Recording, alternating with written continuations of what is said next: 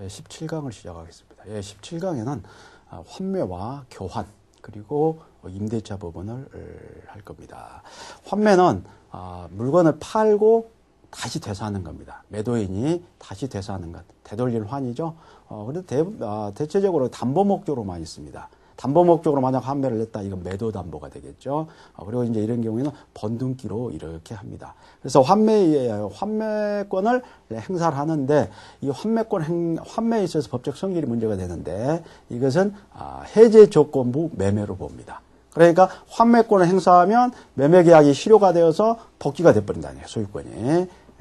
그리고 이제 재매매 예약과 이렇게 구별해서 잘 보셔야 되고, 재매매 예약은 민법에 규정이 되어 있지 않아요. 그렇기 때문에 이제 환매는 민법에 요건이 엄격하게 규정되어 있죠. 그래서 그 환매 요건을 갖추지 않으면 재매매 예약으로 봅니다. 그래서 환매의와 성질 보고, 다음에 환매의 요건은 환매 목적물은 부동산, 동산, 채권 상관하지 않습니다. 그런데 이제 이 환매 특약을 해야 되는데, 물론 매매 계약 자체가 유효하고, 환매 특약을 할 때는 동시에 해야 됩니다. 매매 계약과 동시에 환매 특약을 해야 되는데, 만약 매매 계약 후에 한다든가 이런 경우는 재매매 계약으로 됩니다. 그래서 환매가 되지 않아요. 환매가 되기 위해서는 반드시 매매 계약과 동시에 환매 특약을 해야 된다. 그리고 이제 환매 대금은 일반적으로 매매 대금 과 매수인이 부담한 매매 비용 이걸 반환하고 목적물을 환매할 수가 있겠죠. 그리고 이제 목적물에 발생한 그 과실은 이자와 상계한 것으로 이렇게 간주를 합니다.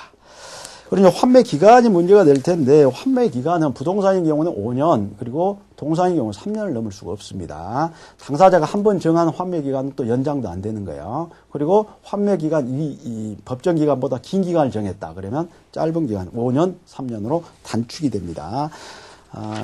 그리고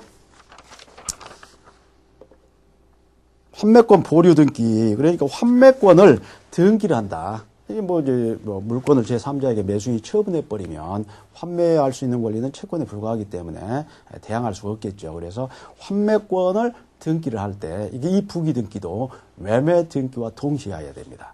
환매 특약도 매매 계약과 동시에 한다고 그랬죠. 그래야 환매가 성립되는 거예요. 그리고 환매권 등기도, 이거 부기 등기로 하는데, 이것도 매매 계약의 재산권 이전 등기와 동시에 하여야 대항력 발생합니다. 이게 만약에 후에 등기를 했다든가 하는 경우에는 대항력 발생하지 않습니다.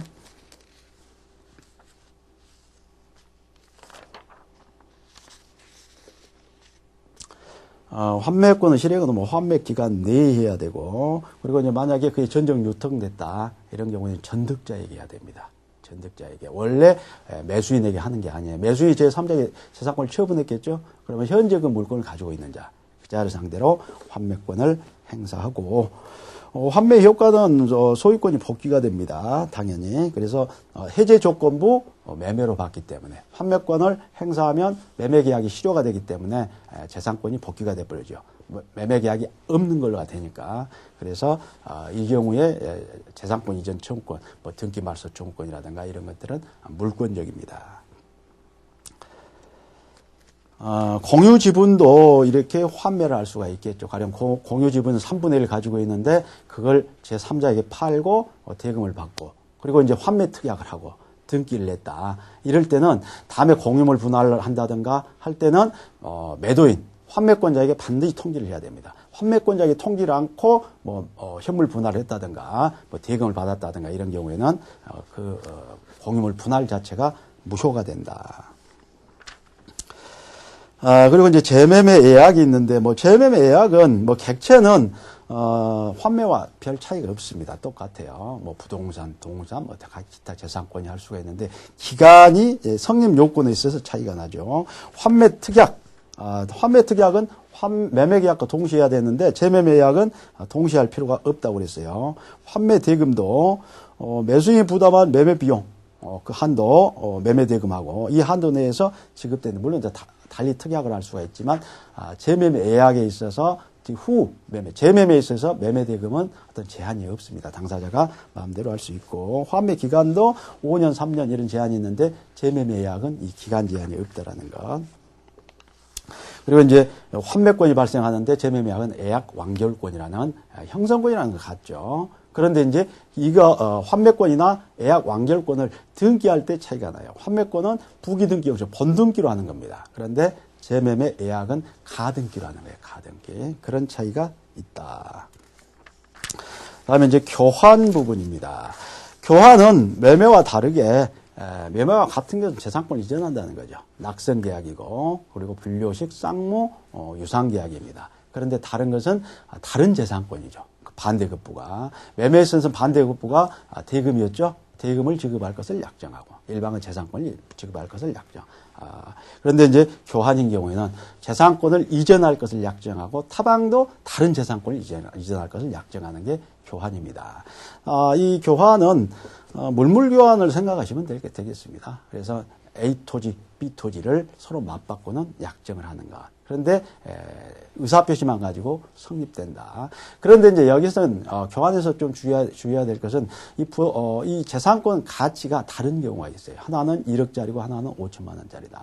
그럴 때 이제 5천만 원짜리를 이전한다고 약정을 했을 때 거기에 대금 재산권 플러스 5천만 원을 이렇게 이전할 것을 약정하는 경우가 있어요. 이걸 보충금이라고 합니다. 보충금이 있다 하더라도 이건 교환이에요. 그런데 이제 이 보충금에 대해서는 매매대금 규정을 준용합니다. 매매대금과 똑같이 이렇게 보고 있다. 다음에 이제 임대차입니다. 임대차는 재산권을 이용하는 겁니다. 대신 차임을 주고 차임을 지급하고 재산권을 이용하는 약정을 하는 게 이 임대차인데 우리가 교환하고 매매는 재산권을 이전하는 것이죠. 아예 재산권 자체를 넘기는 겁니다. 그런데 임대차는 재산권을 이용하는 거예요. 그리고 차임을 주고 유상, 쌍무, 낙성, 분료식 계약이라는 것은 같습니다. 그리고 실제적으로 이제 우리가 이 임대차는 주택임대차와 상가건물 임대차 이것과 관련해서 이제 특별법들이 규정되어 있죠. 그래서 임대차를 공부할 때는 여러분들이 특별법과 이렇게 비교를 하셔야 되고 또 부동산 임대차와 또 전세권 토지와 건물에 인정되는 물권인 전세권 비교해서 잘 보셔야 됩니다. 임대차는 전세권 설정 합의 그리고 전세금 지급해야 되고 등기를 해야 전세권이 성립이 되는 겁니다. 그런데 임대차의 경우에는 낙선 계약이기 때문에 재산권을 이용하게 할 것을 약정하고 그리고 차임을 지급할 것을 약정함으로써 임차권이 발생을 하는 겁니다. 임대차 계약이 성립이 되고 임대인은 재산권을 이용하게 할 의무가 발생하고 임차인은 차임을 지급할 의무가 발생하고 이 채권적 권리 의무가 발생한다라는 그런 차이가 밖에 없다라는 얘기죠. 그래서 전세권과 잘 구별해서 공부를 하셔야 됩니다. 법적 성질은 낙성, 유상, 쌍무, 분료식 계약이고 임대차의 성립은 농지에 대해서는 임대차를 할 수가 없습니다. 농지 전세권도 설정할 수 없다고 그랬어요. 농지에 매매 목적물이 되지 못하는 물건의 일부도 임대차 사용 수익할 수는 있겠죠. 재산권 이전 못하게 되어 있는 것도 임대차의 목적물로 할 수 있고 차임은 일반적으로 금전이 일반적이겠지만 반드시 금전에 하지 않습니다. 곡물이라든가 수확물로 이렇게 할 수도 있고. 그다음에 보증금과 권리금이 있는데 보증금하고 권리금은 우리 민법에 규정이 되어 있지 않습니다. 규정되어 있지 않아요. 그래서 이 보증금 계약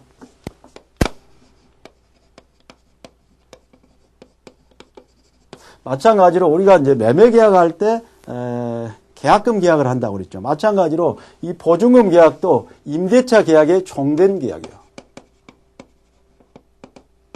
종된 계약입니다. 그리고 이제 그렇기 때문에 보증금 계약은 임대차 계약이 무효가 되면 보증금 계약도 따라서 실효가 됩니다.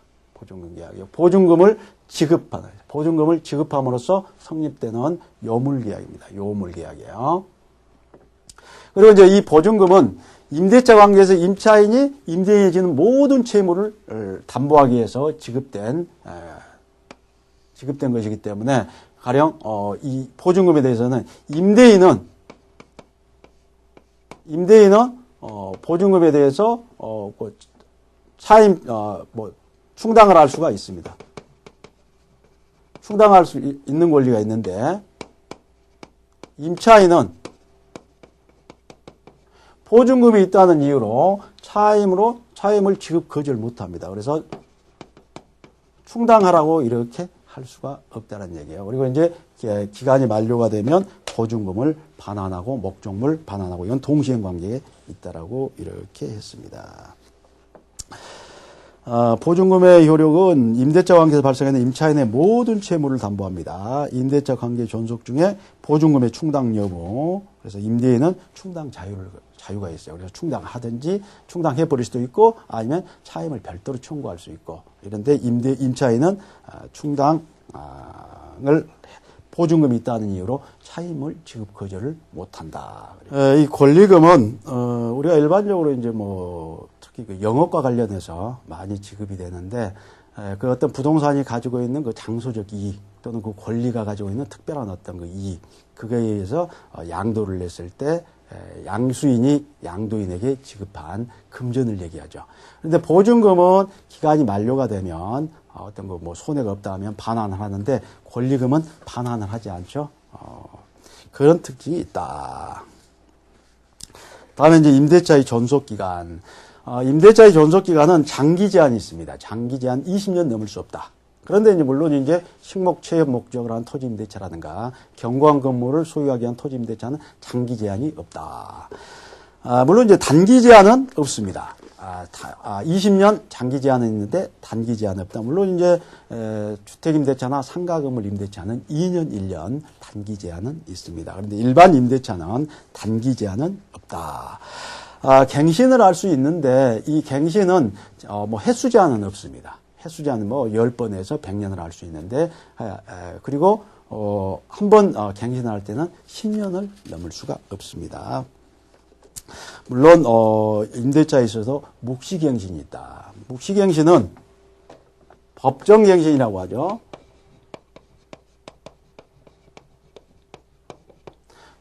법정갱신이라고 하고 전세권에도 있습니다. 기간 만료 6개월에서 1월 사이에 다른 의사표시를 하지 않는다면 전 전세권과 동일한 전세권이 있는 것으로 간주한다고 그랬잖아요. 기간은 약정하지 않는 것이다. 그리고 이제 임대차에 있어서도 전세권인 경우에는 만료 전 6월에서 1월 사이에 다른 의사표시를 하지 않으면 전세권 설정자가 전 전세권과 동일한 전세권이 있는 것으로 간주를 하는데 임대차에 있어서는 기간 만료됐는데 임대인이 다른 의사표시를 하고 그냥 지나가버려 상당기간이 지나버렸다. 이런 경우에는 상당기간이 지난 그때부터 이제 새로운 임대차가 있는 것으로 간주합니다. 이것도 간주. 이것도 기간은 약정하지 않는 것이다. 그래서 기간이 없는 임대차에 대해서 누구든지 임대차를 묵시갱신된 경우는 소멸 청구를 소멸 통고를 할 수 있습니다. 통고를 할 수 있고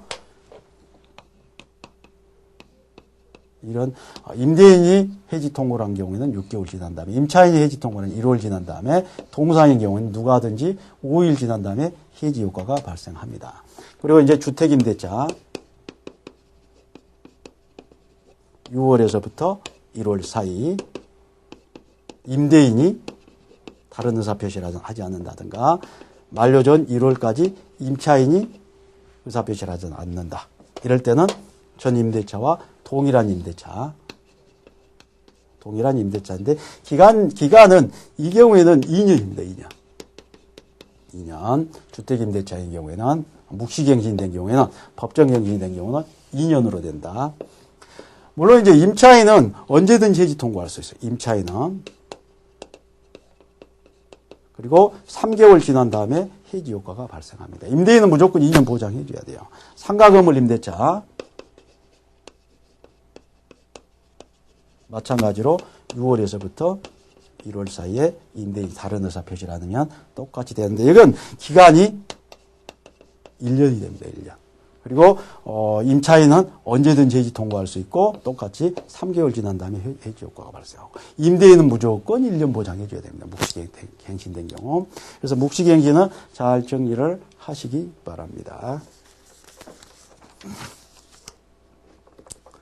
계약으로 기간을 정하지 않았다. 기간을 정하지 않은 경우에는 누구든지 소멸 통고를 할 수 있다고 그랬어요. 전세권인 경우에는 기간 약정이 없는 경우에는 전세권자가든지 전세권 설정자가든지 6개월 뒤 똑같아요.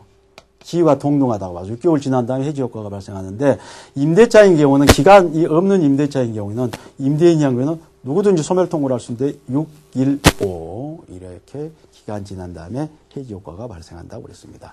임대인이 한 경우에는 6개월, 임차인이 한 경우에는 1개월. 그리고 동상인 경우에는 누가 하든지 1개월, 5일 지난 다음에 해지 효과가 발생합니다. 처분 능력이나 처분 권한이 없는 자가 하는 임대차가 있어요. 처분 권한.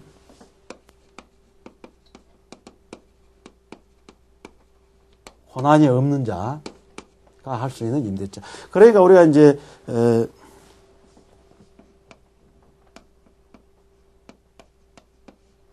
118조에서 임의대리인이 어떤 권한이 정하지 않는 임의대리인은 처분권은 없다고 그랬어요. 보존행위는 무제한할 수 있고 그리고 이용 계량행위는 할 수 있다고 그랬어요. 처분권이 없는 자가 이자도 권한이 불투명한 대리인도 이렇게 임대차를 할 수 있습니다. 이럴 때는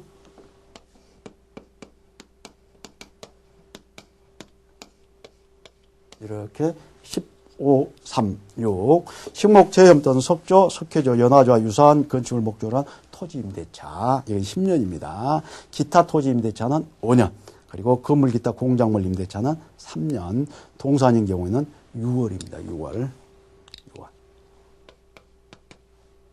10년, 5년, 3년, 6월 동산인 경우는 6월 권한 없는 자가 할 수 있는 임대. 그러니까 처분 권한이 없어도 임대차 할 수 있다는 얘기예요. 임대차의 효력은 임대인의 권리는 가장 중요한 건 차임지급 청구권이겠죠. 임대인 차임 증감 청구권도 있고 그리고 이제 임대인은 임차인이 그 목적물을 사용 수익할 수 있도록 적극적 의무를 집니다. 이게 전세권하고 달라요. 전세권 설정자는 그런 의무는 없다고 그랬어요. 그래서 전세권자가 당의 목적물을 사용 수익하는 것을 방해하지 않을 의무를 부담합니다. 그런데 임대인은 임차인이 당의 목적물을 사용 수익할 수 있도록 적극적으로 이렇게 의무를 부담한다. 사용 수익할 수 있는 상태로 유지 보존시켜야 됩니다. 그래서 임차인은 필요비 상환 청구권을 행사할 수가 있어요. 그런데 전세권자는 필요비 상환 청구권 행사하지 못합니다. 자기 비용으로 유지 보존해야 돼요. 그런 차이점이 있다고 그랬습니다. 그래서 이제 임대인은 수선 의무가 있는데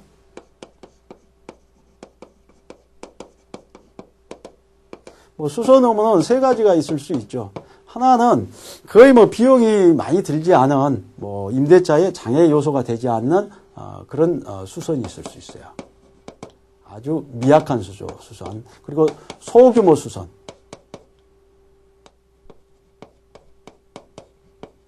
그리고 기둥이라든가 엘리베이터 등등 대규모 수선이 있을 수 있어요. 수선 의무를 규정한 이 명문 규정은 이건 강행 규정이 아닙니다. 임의 규정입니다. 그래서 아주 비용이 많은 비용이 들지 않는 것들, 전구를 갈아 낀다든가 하는 경우에는 이건 임차인이 부담합니다. 임대인이 부담하지는 않죠. 그런 것까지는. 그런데 소규모 수선, 이건 이제 임대인이 부담하고 이런 경우에도 임대인이 부담합니다. 그런데 이건 강행 규정이 아니기 때문에 임차인하고 임대인이 계약으로 임차인이 부담한다 할 수가 있어요.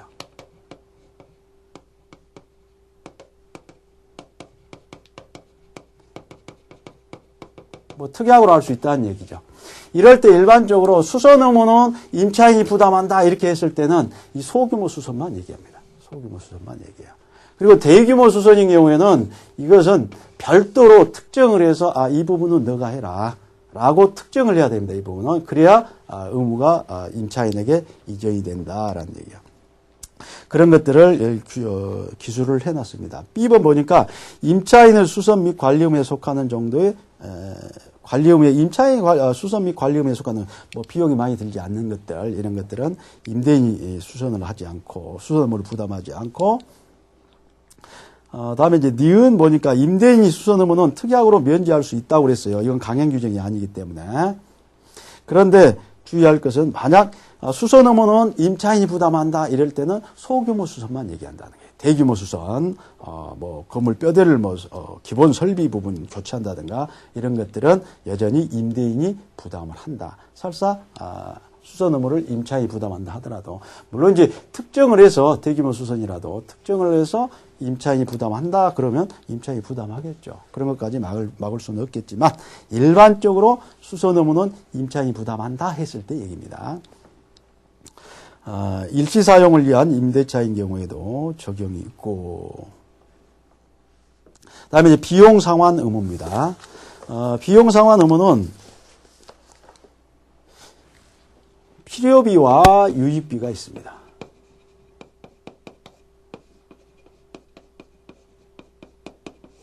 이 필요비인 경우에는 이 수선 의무가 임대인에게 있기 때문에 임대차 존속 중에도 임차인은 청구할 수가 있습니다. 그런데 유익비인 경우에는 가치를 증대시키는 것, 이 부분은 가치가 증대해야 되고 임대차가 종료해야 됩니다.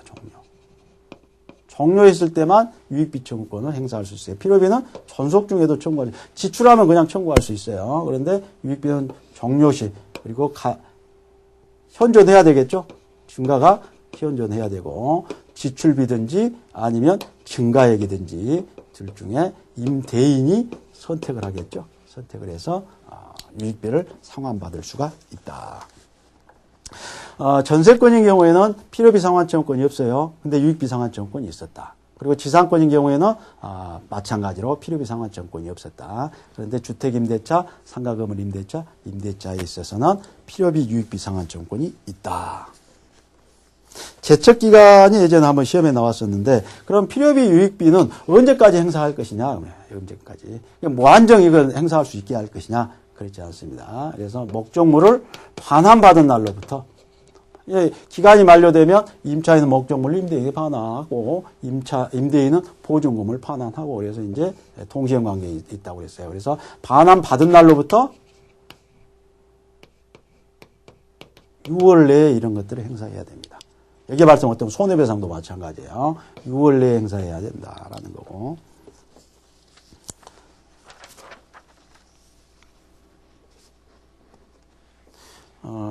비용 상환 청구권 가지고는 유치권 행사할 수 있다고 그랬어요. 당연 목적물이 들인 비용이기 때문에 가령 기간 만료됐는데도 불구하고 유익비를 안 주더라 그러면 안 돌려줄 수 있다는 얘기예요. 필요비 안 주더라 안 돌려줄 수 있다. 그런데 이제 다음에 나오는 뭐 지상물 매수 청구권이라든가 또는 부속물 매수 청구권 이걸 가지고는 유치권 인정이 안 된다고 그랬습니다. 임차인의 권리와 의무, 임차인의 권리는 뭐 임차권이겠죠. 목적물을 사용 승계할 수 있는 권리, 비용 상환 청구권, 다음에 이제 계약 갱신 청구권과 지상물 매수 청구권, 부속물 매수 청구권, 차임 감액 청구권 이런 것들이 있는데 계약 갱신 청구권하고 지상물 매수 청구권은 토지 임차인에게만 인정이 되는 거예요. 그래서 건물 임차인에게 인정이 안 되는 거고, 그러니까 건물 임차인에게는 계약 갱신 요구권이 없어요. 물론 묵시 갱신이 된 경우는 있겠죠. 그런데 계약을 갱신하자라고는 요구할 수가 없습니다. 그런데 이제 부속물 매수 청구권은 있죠. 부속물 건물 임차인에게 임차권의 대항력은 이건 뭐 채권이니까 대항력 없죠. 소유권자가 변경됐다. 임차권은 주장할 수가 없습니다. 양수인에게. 할 때 이제 등기 당사자가 반대 약정을 하지 않으면 등기할 수 있다고 그랬어요. 그런데 등기하면 제3자에게 대항할 수가 있겠죠. 그래서 이제 주택임대차와 상가건물 임대차 보호법이 등장을 하게 되는 것이죠. 등기 안 해주니까 집주인이 상가건물주가 등기 안 해주니까 등기 없이 대항력을 취득하고 등기 없이 우선 변제권을 받을 수 있게 이렇게 할 목적으로 만든 특별법이 주택임대차와 상가 건물 임대차 부법이죠. 차임 지급 의무고, 차임 지급 시기는 후급이 원칙입니다. 후급이 원칙입니다. 당사자가 달리 정할 수도 있겠지만 다른 약정이 없으면 후급이에요. 그래서 동산이라든가 건물, 대지에 대해서는 매월 말, 기타 토지에 대해서는 매년 말, 그리고 이제 수학기가 있는 것은 수학 후 지체 없이 전부 후급이죠. 후급이 원칙입니다. 물론 이제 강행 규정이 아니기 때문에 당사자가 달리 정할 수도 있다. 그리고 이제 여기서는 차임이 연체했다. 이익이 차임 연체라고 그랬어요. 지상권에 있어서는 2년 차임 연체하면 지상권 소멸 청구를 할 수 있다고 그랬죠. 근데 여기는 임대차에 있어서는 이익이 차임을 연체했다. 기수로 매월 말에서 월세로 주고 있다 하면 2개월이 되겠죠. 3개월마다 분기로 주고 있다 그러면 2분기가 되겠죠. 6개월이 되겠죠. 이익이 연체라고는. 그런데 지상권에 있어서는 2년 연체다. 2년. 일시사용을 위한 임대차에는 차임 연체 이게 소멸 해지 청구 인정이 안 됩니다. 규정이 적용이 안 되고, 만약 임차인 다수더라 그럼 연대에서 차임 지급 의무를 집니다. 그리고 차임 증감 청구권,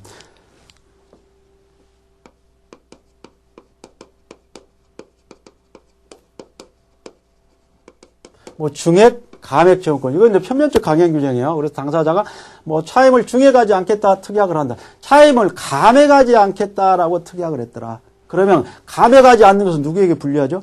임차인에게 불리하죠. 그러니까 그 특약은 무효예요. 설사 감액하지 않는다. 특약 맺자면 특약 맺는 거예요. 그리고 다음에 감액 청구를 하면 되는 거예요. 일방적으로 감액이 되는 거니까. 그래서 차임 증액 감액 청구권. 이름은 청구권이지만 이건 형성권입니다. 일방적으로 증액 감액 효과가 발생하는 거예요. 그런데 차임 부증액 특약. 증액하지 않겠다는 특약을 했더라. 이게 유효겠느냐? 유효죠. 그런데 부증액 특약을 맺었어. 나중에 경제사정이 변해서 세금을 엄청나게 부담하게 됐다든가. 이랬을 때 증액하지 못한다. 증액하지 않는 것은 신의측에 반한 경우가 있어요. 설사 이런 특약이 있다 하더라도 증액할 수 있다라는 게 우리 판례입니다. 그리고 이제 일부 멸실들과 감액 청구. 이게 627조 임차인의 과실 없이 멸실, 기타 사유로 인하여 사용 수익할 수 없게 됐다. 임대 목적물이 일부가. 이럴 때는 그 멸실된 부분 비율로 감액 청구를 할 수 있습니다. 이게 이제 전세권하고 달라요. 전세권인 경우는 물건에 대한 직접 지배권이기 때문에 그 부분이 멸실되면 전세권 그 부분만큼 소멸해버려요. 소멸 청구를 하는 게 아니야. 그 부분만큼 소멸해버리는데 이것은 그 물건을 임대인에게 사용 수익 해달라고 요구하는 권리이기 때문에 그 부분만큼 물건이 멸실됐다. 목적물이 그런 경우에는 감액 청구를 할 수 있습니다. 그리고 이제 그로 인해서 임대차 목적을 달성할 수 없다. 그러면 계약을 해지할 수도 있어요. 이것도 표면적 강행 규정이에요. 그래서 일부가 멸실됐다 하더라도 감액 청구 못한다. 그러면 그 조항은 무효예요. 다음에 임차권에 양도와 전대가 있다. 양도인 경우에는 갑이 임대인이고 을이 임차인이다. 그러면 이 을과 병이 임차권에 양도인과 양수인이 계약으로 이 임차권을 넘겨받는 겁니다. 재산권을 이전하는 계약이겠죠. 이건. 이랬을 때 양도를 해버리면 이 임차인은 임대차 관계에서 탈락을 합니다. 그렇기 때문에 이건 임대차는 신뢰관계를 기초로 하기 때문에 반드시 임대인의 동의가 있어야 돼요. 동의가 있는 경우는 유효하게 되겠죠. 그런데 이제 여기에 이제 임대차 관계를 할 때 동의가 있는 경우에는 보증금인 경우에는 여기 보증금이 있겠죠. 그러면 이 보증금은 이전된다는 특별한 어떤 약정이 없는 한 을은 갑에게 보증금 반환 정권 행사지. 보증금은 원칙적으로 승계가 안 됩니다. 이럴 때. 그래서 보증금만 조금 주의를 하시면 돼요. 동의가 있는 경우. 다 동의가 없다. 동의가 없는데 이렇게 돼 있다. 이러면 동의가 없다 하더라도 동의를 얻는 것은 임차권 양도 또는 전대의 그 특이하게 계약의 성립 요건이 아니라 대항 요건이에요. 그렇기 때문에 동의가 없다 하더라도 이 임대차 양도 계약 이건 그대로 유효해요. 양도 계약은 유효다. 그래서 이제 양도인은 임대인의 동의를 얻어야 할 의무를 부담하겠죠. 동의를 얻어주지 못했다면 우리가 매도인의 담보 책임 규정을 준용하기 때문에 뭐 계약을 해지하고 목적 달성 없으면 손해가 있으면 손해배상 등등 뭐 이런 것들로 해결하면 되겠죠. 그리고 이제 동의가 없기 때문에 양수인의 점유는 불법 점유가 돼요. 병은 누구에 대해서? 갑에 대해서. 그래서 갑은 너 나가라. 근데 자기의 이 계약 자체는 그대로 유효해요. 해지할 수 있어요. 해지 안 하는 한 그대로 유효해요. 이것도 유효고. 그래서 해지하지 않는 한 자기에게 반환 청구 못 합니다. 그래서 원래 임차인은 양도인에게 반환하고 너는 나가라. 이렇게 할 수 있어요. 그래서 불법 점유가 된다라는 것. 전대는 임차권이 임대차가 있고 그리고 임차인이 지위를 그대로 유지를 하고 또 한 번 임대차를 하는 거예요. 임대차. 여기도 마찬가지로 신뢰를 기초로 하는 것이기 때문에 임대인의 동의가 있어야 됩니다. 동의가 없는 한 이 동의도 마찬가지예요. 똑같이 이것은 이 전대차 계약 이 전대차 계약의 성립 요건이 아니고 대항 요건입니다. 그래서 병이 갑에게 대항하기 위해서 동의가 필요한 것이지 동의가 없다 하더라도 여전히 이건 유효입니다. 그리고 동의 없이 전대차를 했다 하더라도 이 부분은 해지권이 발생하는데 해지하지 않는 한 그대로 유효가 된다. 양도 부분 그리고 동의가 있는 경우가 있고 동의가 없는 경우가 있더라. 동의가 있는 임차권의 양도 B번에서 보니까 원칙적으로 임차 보증금 이건 양도 안 된다고 그랬고 그런 내용들입니다. 전대차 동의가 있으면 이제 이건 탈락되고 동의가 없으면 여전히 그대로 있고 여기도 해지권이 발생하고 여기는 그대로 유효고 동의를 얻어야 할 의무를 부담하고 뭐 그런 내용들이 기술되어 있고 전대차 부분 전대차 동의가 있는 경우에 이 전대차는 여전히 뭐 이건 그대로 유효겠죠. 이것도 유효고 그런데 동의가 있는 경우에 이제 전대차는 우리 민법이 규정을 해놓고 있습니다. 그래서 동의가 있다 이런 경우는 전차인은 임대인에게 직접 의무를 부담한다. 여기서 의무라고 하는 것은 뭐 차임이겠죠. 직접 차임을 임대인에게 지급을 할 수 있습니다. 그리고 임차인에게 임대인에 지급함으로써 임차인에 대한 차임 지급 의무를 면할 수가 있다라는 얘기죠.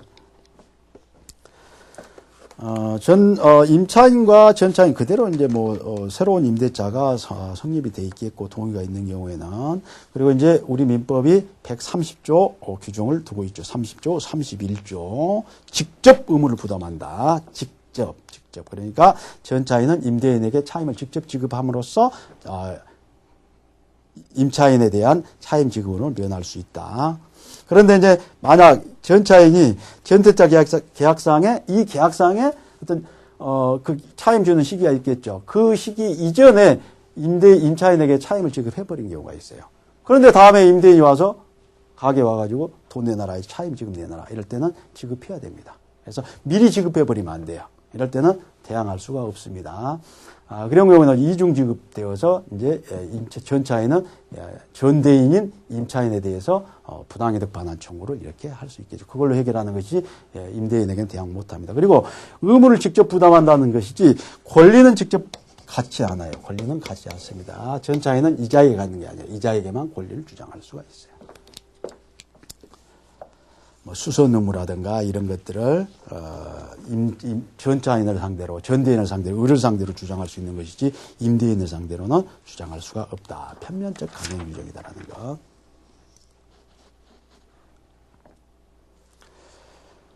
그리고 이제 임대인의 동의가 없는 양도인 경우 아까 봤고 이게 임대인의 동의가 없다.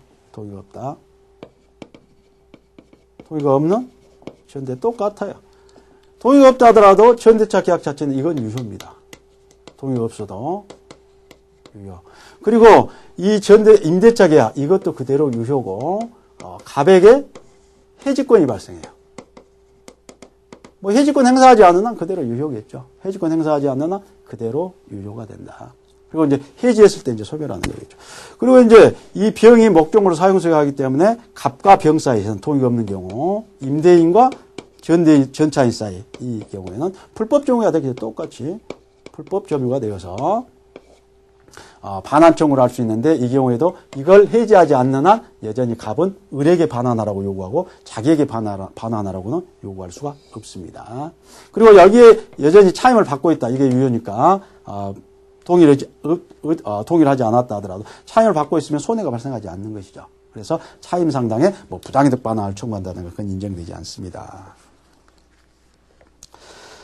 다음에 이제 임대차의 종료, 기간 만료가 됐다라든가 해지 통고, 해지 세 가지가 있습니다. 해지 통고는 기간 약정이 없는 임대차인 경우, 임대인의 경우 6개월, 임차인의 경우는 1개월, 동사인 경우는 5일 지난 다음에 해지 효과가 발생한다고 그랬어요. 통고는 그렇고, 해지는 이건 이제 뭐 의사에 반해, 임대인이 임차인의 의사에 반해서 전대차라는 경우, 뭐 보존행위를 한 경우, 그래서 뭐 목적을 달성할 수 없다. 이런 경우는 임차인에게 해지권을 주고, 일부가 임차인의 과실 없이 뭐 소멸됐다. 멸실됐다. 그로 인해서 목적을 달성할 수 없다. 그러면 해지할 수 있고, 그리고 뭐 동의 없이 전대차 양도했더라. 이런 경우에는 임대인이 임대차 계약을 해지할 수 있고, 뭐 이익이 차임 연체했더라. 해지할 수 있다고 그랬죠. 이런 경우에는 기간 없이 바로 소멸됩니다.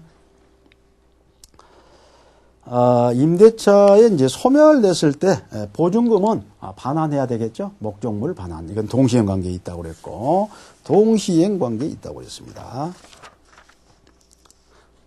다음에 이제 기간 만료가 됐을 때 토지 임대차에 있어서